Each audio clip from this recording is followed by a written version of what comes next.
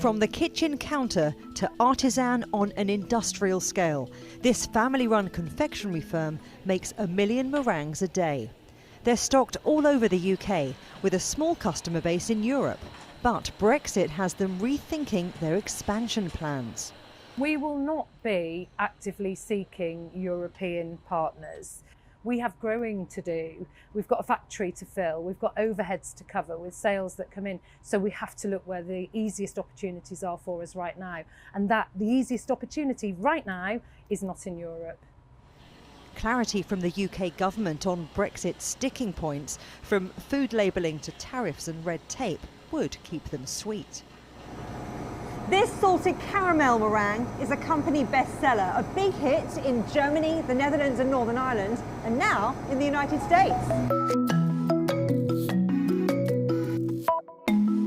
It's not just trade. In this Brexit transition phase, finding people with the right skill set is proving tricky. So if you're a company and you're looking to expand business abroad, you need to help somebody to smooth the way when it comes to deal making. Those people that smooth the way are linguists. In a business built on speaking more than one language, the UK seems less attractive for high-skilled employees. The emotional response was they felt rejected and people were not coming in.